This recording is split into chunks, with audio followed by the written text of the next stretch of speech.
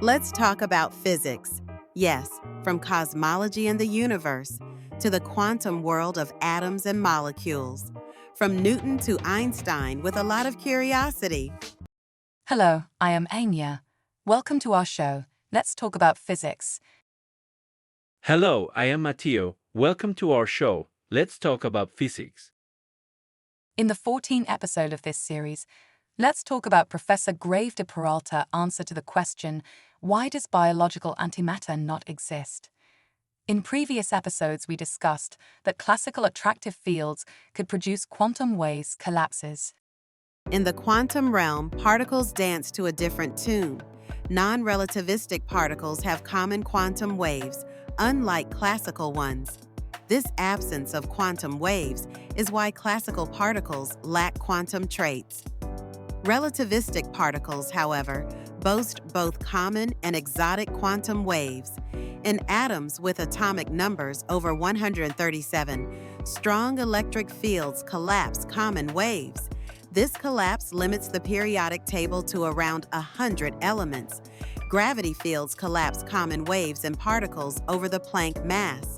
Thus, macroscopic objects are classical, while atoms remain quantum. Professor Grave de Peralta suggests strong repulsive fields could collapse exotic waves. This could redefine our understanding of quantum antiparticles. Anya, I agree with you. Professor Grave de Peralta's hypothesis sheds light on why only light antimatter atoms exist. If the antiparticle's charge exceeds Planck's charge, its exotic wave collapses.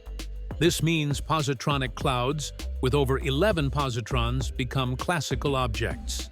Quantum mechanics explains atomic stability for atoms with atomic numbers under 137. Here, electronic clouds remain quantum objects, forming stable atoms. However, positronic clouds with more than 11 positrons are classical. Thus, antimatter atoms with over 11 positrons can't maintain stability. Dear Mateo, you are well informed. Notably, exotic waves associated with electronic clouds with more than 11 electrons exist. This is why atoms with atomic numbers larger than 11 exist.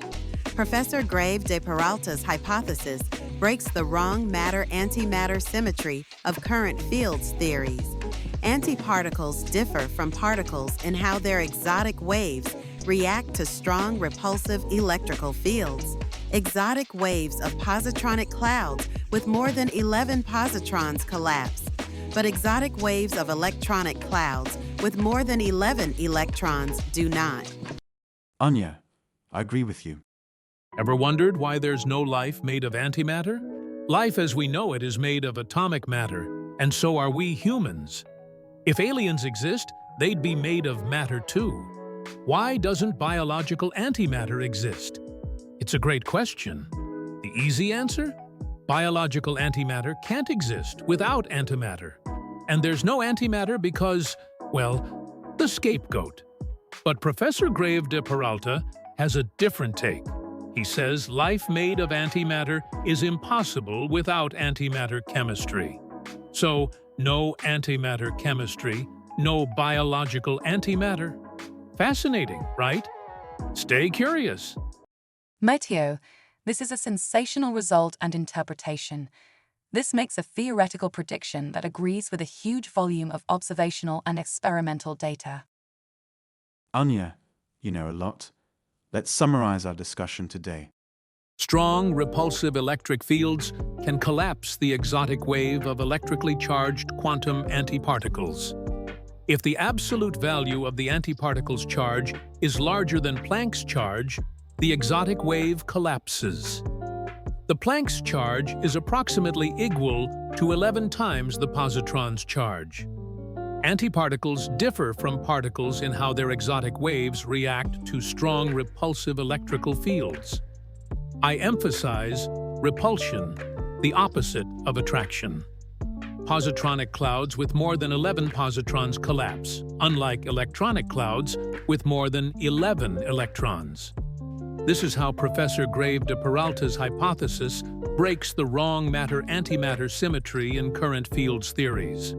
Biological antimatter does not exist because life made of antimatter is impossible without antimatter chemistry.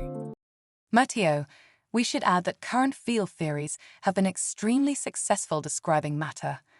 Unfortunately, they predict an inexistent antimatter world. I think that we should review the details of Professor Grave de Peralta's hypothesis. Wait, Anya. No so fast. We will talk about this stuff in future episodes of this series. This is enough for today. Ciao, Anya. I love you and we love our audience. See you in the next episode.